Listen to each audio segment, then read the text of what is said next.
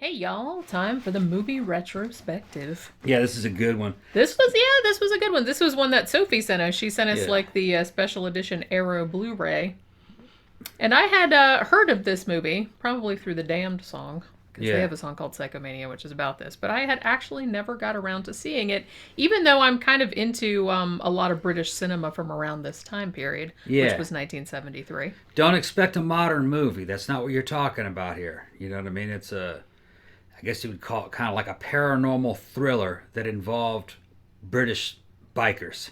Yeah. And it's got like some 60s fucking music and stuff in it. I mean, it sounds like Cream. I'm at any moment I'm expecting, in the white room. That's just going on, And it's about a biker who his mom is a famous psychic, I guess, and he finds a way through her to bring himself back from the dead, and he teaches it to his fucking gang. And, yeah. it's weird, bunch of British bikes. They look like some of them are Triumphs. Some of them look like they might be BSA. It's hard to tell. They don't show the labels.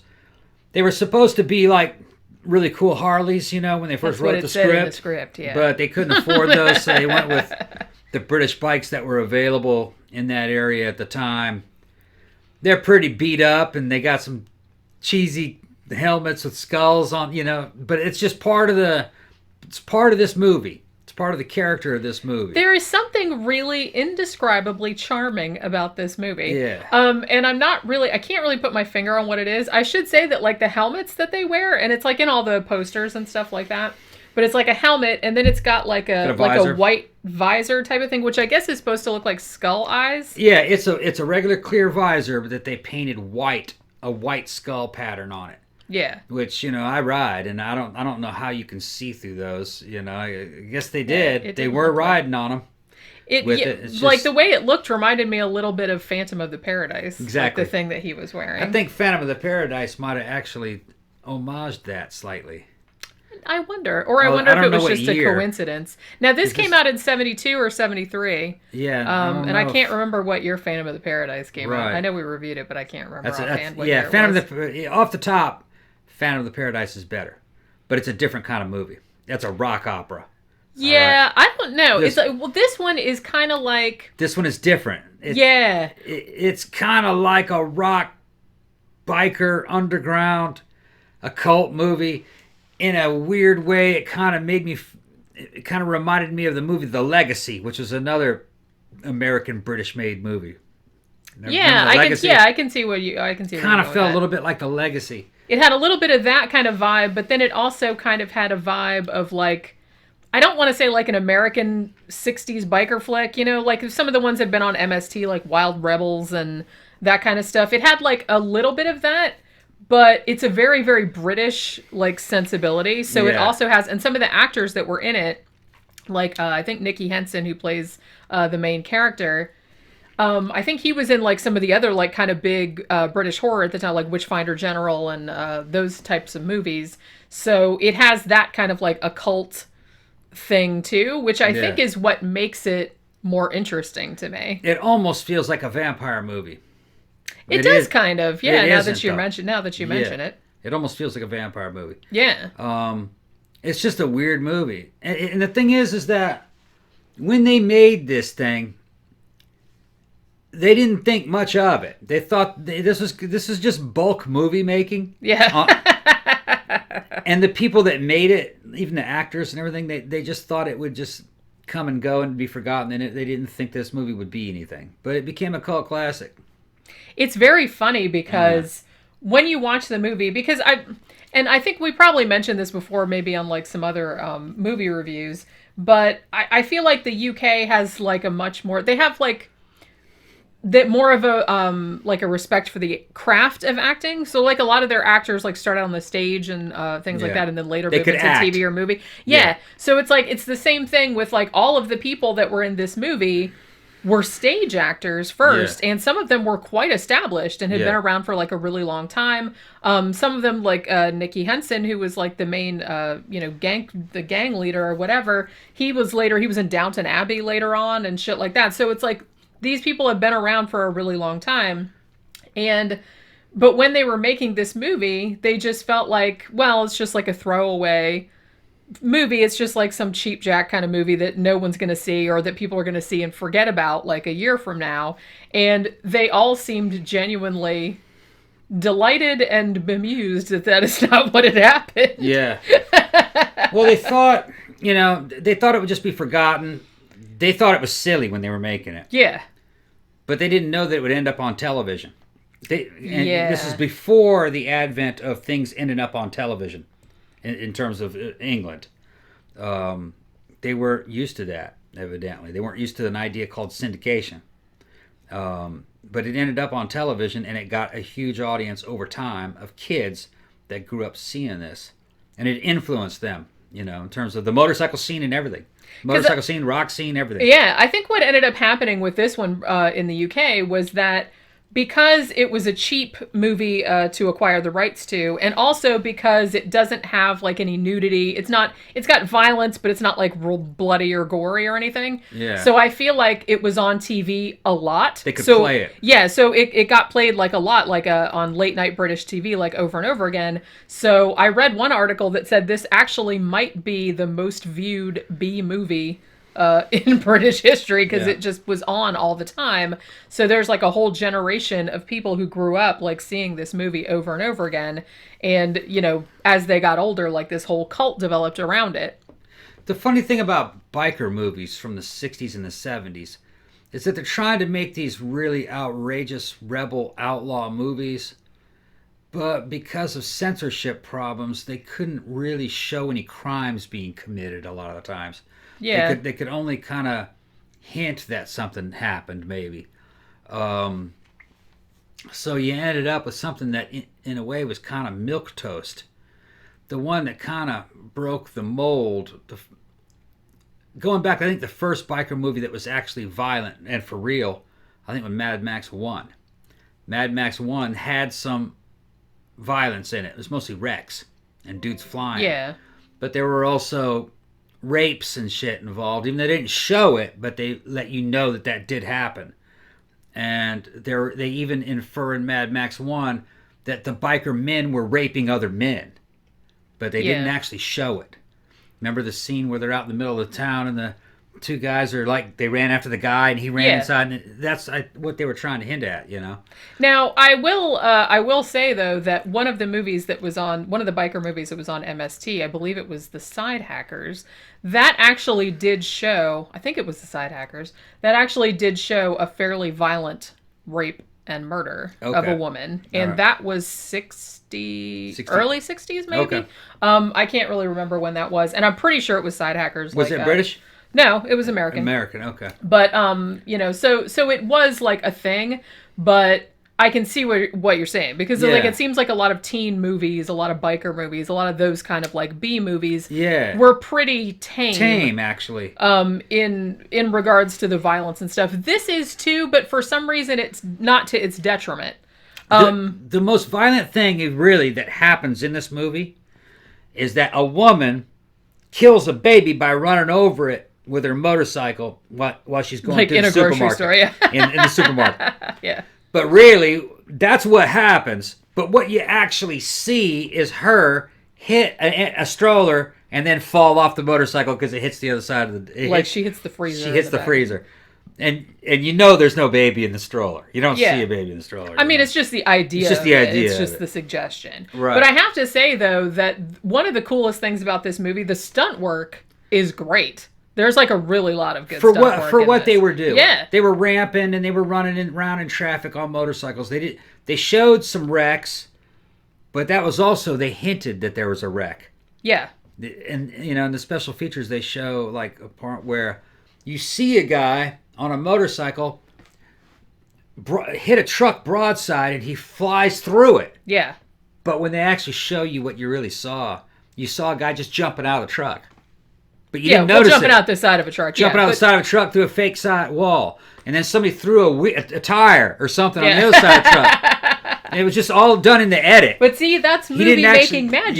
Yeah. It's able to suggest to you that that's what happened. Yeah, I thought I saw that. Yeah, I did too. But that's not what I saw. I do have to say I was very impressed by the the stunt of like the guy falling off or jumping off the overpass. That looked good. That looked really good. That looked like... Yeah. Now, some of that was really somebody jumping off a real overpass, I think. Yeah. And some of it was a dummy. Yeah. I think it was when he fell off the overpass, I mean, from what I could gather from, because we watched all the special features, that was a real stunt guy jumping off the, I mean, obviously there were mattresses and stuff down there. Like, they weren't going to just let him fall on the road. But when the body hit the truck, which they showed briefly, obviously I think that was a dummy. And then they showed him, like, underneath the truck. But that looked really good. So I think that was, like, realistic. I don't think it was a dummy, like, at the top. I think that was a real guy. And I think that was a real overpass. All in all, the movie kind of comes across as being like Mad Max 1 had a baby with the legacy. It's like, imagine if Mad Max 1 had villains who were stylish, like British people, including cute girls, all right? And they're riding around on British motorcycles. There is some, and they're committing crimes, and they're killing themselves. Sort of. This weird shit happens in it, and it's an occult movie. It's like an occult biker movie, an occult biker thriller. Yeah, that's what I would call it, with action. But it doesn't quite have the action of Mad Max 1. It doesn't have the wrecks. Yeah, but you don't really need it. It didn't need it. I liked the story. Well, yeah, I mean, I liked the whole like creepy occult aspect of it, because you don't really see a lot of like biker movies that have that kind of angle to them, and I thought that was really well handled. Yeah, like, you know what I mean? What the whole concept of Tom Latham, who is the head of the biker gang, which is called the Living Dead, by the way. That was prescient. Yeah, and they're all wearing their jackets, and all their names are painted on it, and it's pretty. Their colors are painted on the back of the jacket, and it looks mainstream and very tame by today's standards, but I guess that probably looked cool as shit back in what, 72? Yeah, 72 or 73 or whenever 73. This was shot. They're all frightening and squares. Now it's kind of come back around being kind of cool in an ironic sort of way, but it is a good movie. And the guy, what was the lead's name again? Which, the character name or the actor name? The actor name. Nicky Henson. Nicky Henson. Yeah, he looks great in his leathers, and he does a good job at playing this character. All in all, he comes across as a vampire, really. And he did most of his own stunts, because he was actually, I mean, he said that the reason that he had wanted to do this movie in particular was because he was like a motorcycle rider, and he was like a huge junkie about it. And they said like even all the like the motorcycle pants and all the shit that he wore, that was like all his shit. Yeah. Like it wasn't a costume, that was the stuff that he normally wore. But so what I was going to say is I really liked the whole aspect of, this gang, and then Tom Latham, who's kind of like this rich guy, and he finds out that his psychic mom and the butler, Shadwell, which we'll get into that in a little bit, but that they somehow know the secret of immortality, so you can essentially like kill yourself and you'll just come back from the dead. If you believe it. Not like a zombie, you'll just be like your regular self. Kind of like a vampire, but you don't have to drink blood. But you come back as like essentially immortal and indestructible. Yeah. So, once he gets like all the rest of the gang like on board with it, and they're all like, oh, well shit, well, sign us up. And so they all like off themselves too, but you have to believe it's like this really, so there's like a really weird sequence like at the beginning. Cause I guess the implication, and I don't remember if they said this directly in the movie or not. I guess the implication was that his mom had committed suicide and come back, I think. Because they said the dad did it, but he didn't believe hard enough, so the dad didn't come back. Yeah, I didn't really catch that part. Because remember, he like went into that weird room with like the green wallpaper, and there was the mirror and the frog and like all that really weird like imagery. Because he was talking about the secret that she had and stuff. So that must have been what he was talking about. So I didn't really catch it until I thought about it later on. I was like, oh well, I guess the mom must be immortal too. Yeah. Because another thing they implied too was that they had made like a deal with Satan, right? Because what happens at the end, like, that she's like had to cash in her deal, like to stop the sun or whatever. And, everybody gets turned into frogs, turned into stones, whatever, like all this other kind of crazy shit happens. It's a weird movie, you guys. But there's just something, I don't know. It's like there's just this indefinable, I don't know if it's just because I really like British movies from that time period, and I really like these kind of 70s occult movies, Like I've always really liked that whole vibe, the Satanism, seances, and all that kind of shit.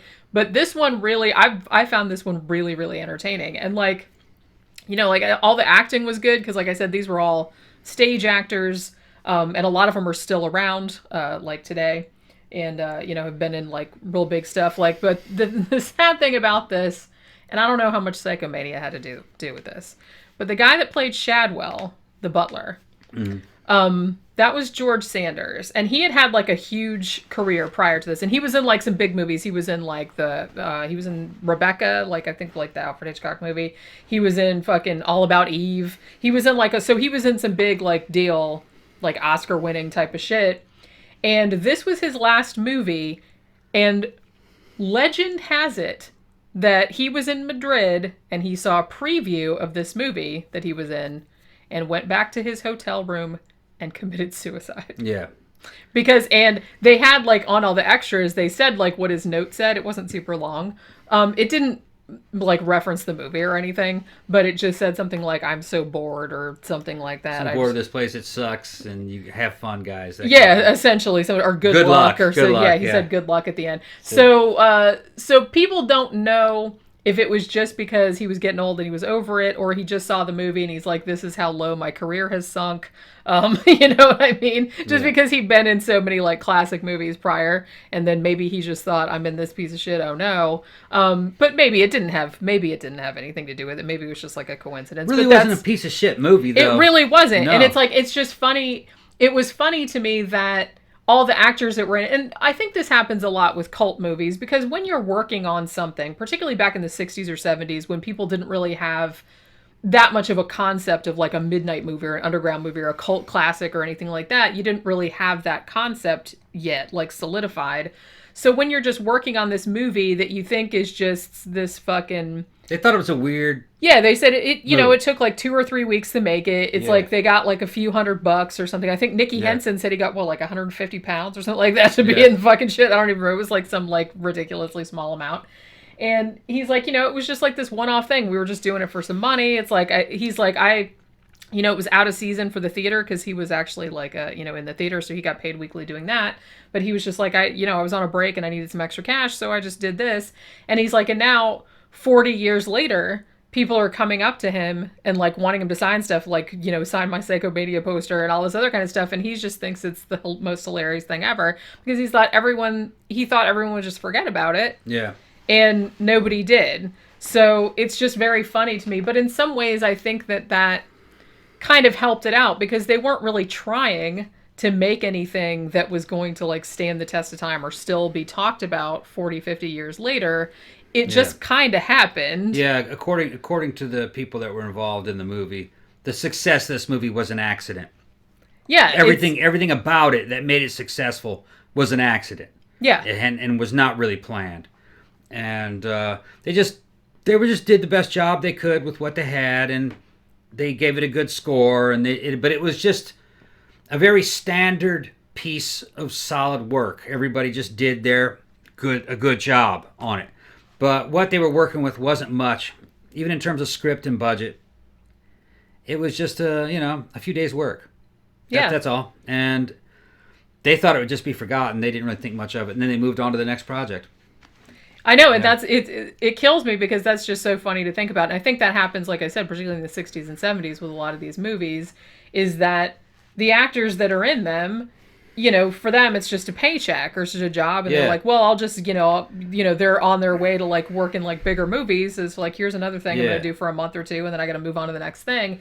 And then 40 years later, they're at a horror convention with like 25-year-old kids like coming up to them, like, quoting the movie at them and shit like that. And it's just like, it must be the weirdest thing ever. And what's funny is that the fans of the movies over the ages have blown the significance of the movie way out of proportion. Like, it had songs in the movie that had lyrics. And because it was in a motorcycle style movie, people thought that those were some kind of traditional motorcycle songs, that they had like a meaning behind them, a cultural significance in the motorcycle scene. But it didn't. They were just random songs they put in there. And they they became meaningful over the years because people were growing up seeing it. Yeah. And people were reading into things, whenever they saw the movie. Because they thought the movie was a lot more significant and better planned out than it really was. So the audience's interpretation of what's going on is far more important than what actually went on in the damn movie. Yeah, because they weren't trying... I mean, they were trying to make a good movie, but they weren't trying to, like, make something that would be, like, a cult classic or that would be that well-regarded. Yeah, and it was not of any kind of cultural significance. It wasn't a product of the underground that had, like, a deep meaning.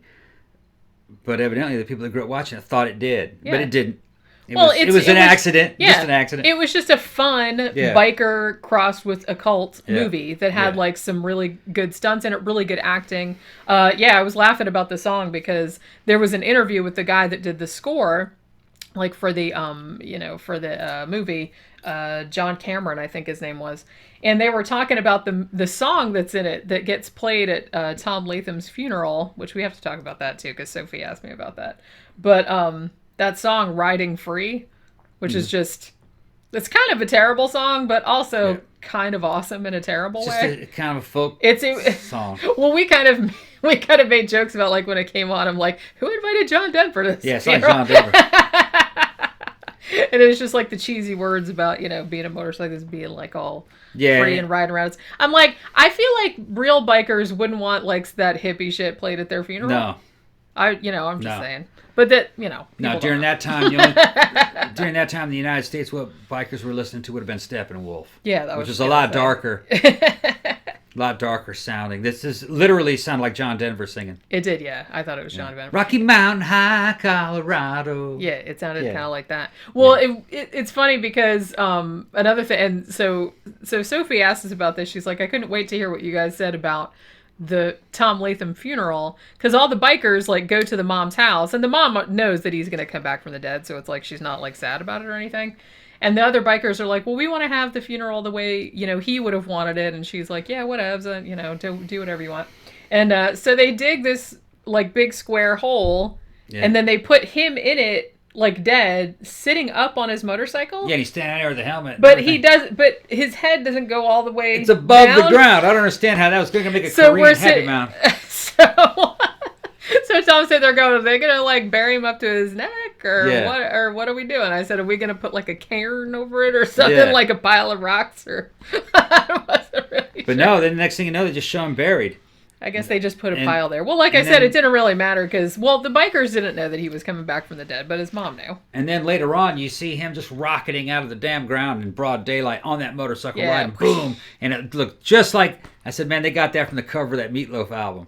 Yeah. Either that or Bad Out of Hell. Either that or Meatloaf got it from the movie. Well, yeah, when did Bad Out of Hell come out? But so I want to say like 71, but maybe it was earlier, or maybe it was later. I can't remember that either. But yeah, it's like, and another thing that I thought was kind of funny, even though, like I said, I actually really loved this movie, and I was surprised that I had never seen it because I seen a lot of other British horror movies from around that time period. But one thing that did kind of make me laugh was that, so here's a biker gang of these hooligans. And these tearaways, these tow rags, and they discover the secret to life after death. You can kill yourself, and if you believe hard enough, you'll come back from the dead, and you'll be indestructible, like you said, like a vampire, except you don't have to drink blood. And so it's like, and you can still go around in the daytime. So it's like being a vampire without any of the drawbacks. Yeah. So they do that, and then all they can think of to do is like ride their motorcycles through supermarkets and like knock over baby carriages and just ride around people and have everyone go, oh, well, knock that off. They were beating people up. And stuff like that. I'm like, this is what you're going to do with your immortality and afterlife? All right. Yeah, they put a stop to that shit quick.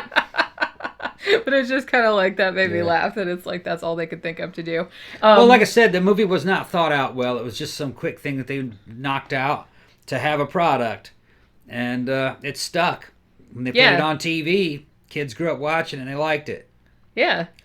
I really liked it too. I thought it was super fun, and actually, I kind of want to watch it again. Well, when it was written, I guess it was first written under the title "The Living Dead," which, like I said, that's what the gang was called. And I love that there is another Another alternate title of it is The Death Wheelers, which I think is very funny. Well, if you like Mad Max 1, you might like this one. What else would compare Like I to? said, if you like British movies from this, even if you like some of the folk horror stuff, like I said, like Witchfinder General or, Wicker Man or something like that, because it definitely has that type of vibe to it. But then it also has like a stunt, like biker type of veneer to it. But it has like a real occult, and it has like some really weird, like I said, when he goes in that room and like the mirror and there's like a big frog in the mirror, and it's just kind of, I'm like, I don't know if like the frog's supposed to be the devil or it's like the representation of the devil. This is a whole frog thing. Yeah, it didn't make any sense to me. I didn't care. But like I said, but it doesn't have to make sense. Right. It was just like trippy and weird. It reminded me a lot of The Legacy. Yeah, it had a very similar vibe to that, so that's like actually a good call. Like where it was just kind of this creepy paranormal type witches or what are these, the Living Dead type thing with witches and inside expensive houses doing seances and crap, but in it, doing seances and crap. Weird paranormal shit happens, but in this case it's a motorcycle gang doing it. So this might be, I mean, I'm sure there's probably other ones because I haven't seen every movie ever made, but this seems like one of the very few movies that had that particular juxtaposition or that kind of crossover. And I think it was kind of a good call, you know what I mean? So it was like kind of a teen biker movie. And then, according to the Star, the only reason why he accepted it is because he opened up the page and it said that he would be riding in some stretched, chopped Harley drag bikes. Is that the way they were riding? He goes, "Oh yeah, I'll be in it," because he rode. He goes, "I want to be in the movie." But when he got there, it was a bunch of fucking Triumph Bonnevilles and shit like that. He's like, "What happened to the Harley?" And they're like, "We can't afford Harleys." Yeah, he's like, so basically they had 8 bikes, and I think he's like, we got them all like secondhand. He's like, they probably got them all for £10 each, and it's like, they had to have a whole like fleet of mechanics like to keep them running. They kept breaking down. Yeah, and it's looking back at those motorcycles, seeing the way they were in the 70s, boy, they were shitty, just rickety looking things, well, everything was kind of shitty. Everything was everything was shitty and rickety, and you just didn't. You kind of forget. Like the newer versions of the Triumph Bonneville are fucking light years ahead of what the 70s versions. But it was kind of like that with the Harleys too, a bit. Yeah. Drum brakes and shit like that. Yeah, everything was crappy back then. Kind of crappy. That's what I mean. It seems like. That's why I never buy like old people their albums. Back in my days, no, it really wasn't. Everything was like crappy and not really well put together. Yeah. It's like shit's much better, much more thought out nowadays. Yeah, I mean it's something else when fucking a 60s 64, 65 Mustang Cobra or Mustang GT or something just gets its ass beat by a fucking that damn. What's that fucking stupid ass looking car? That little cube car with the little square vans. What is it called? Little Scion van. Yeah, is that what that is? Yeah, little Scion looking vans.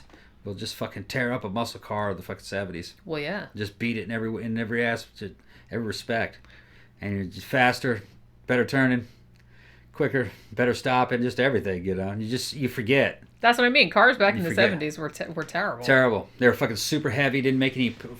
They were just like big old rattle traps. A lot of them didn't even have any fucking seat belts or nothing. Yeah, I used to drive them, and I forgot what it was like driving. It was like driving a boat. You go around a turn, and the fucking car would rock like that, and it would take forever for it to settle down like a boat. Yeah. Remember that shit? Yeah. And then you had to think ahead. You said, I'm gonna have to stop. And you start stopping way before you got there. Yeah, because the brakes. It's not like now where you just go and it stops. No, like, you had to plan ahead. Yeah. Okay, and you're applying more and more brake. Okay, here it goes. And if you really stomped on it, they just lock up. Yeah. Like I said, not very well put together. Nah. But yeah, so they looked cool though. Yeah. They looked cool. That was it. Yeah. They weighed a lot. Not shitty suspensions. Yeah, not real practical. Yeah. I definitely remember that. Like when you'd go around a corner in those cars, it's like everybody's like, like I even went off the screen at that time. The only thing that was good about those little cars is that you could have sex in them. You didn't have to rent a room. Well, yeah. I mean, that's if just you're gonna went say to- that was like one of the plus. You just went to the drive-in, went to the back with everybody else. I always see them cars just rocking back there, man, Yeah. at the drive-in. Trying to have sex in a smaller car is really Yeah. not fun. Yeah.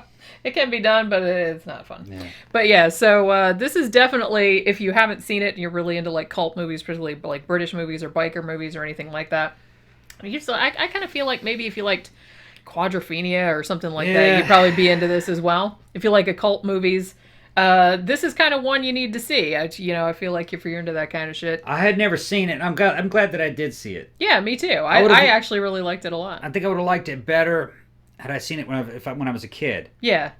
More back in the 80s. But it's a trip seeing it. I appreciated it. Yeah, I had a blast with it. I'm gonna put it up there with like The Legacy. Yeah, which you really like. I like that's a good movie. Yeah. Yeah, so like I said, Arrow Video has like a really, really nice Blu-ray, so thank you, Sophie, for sending us that. Got all kind of fun shit on it. It's got like all interviews with all the people that were in it and everything like that, so definitely check it out if you're into that kind of thing.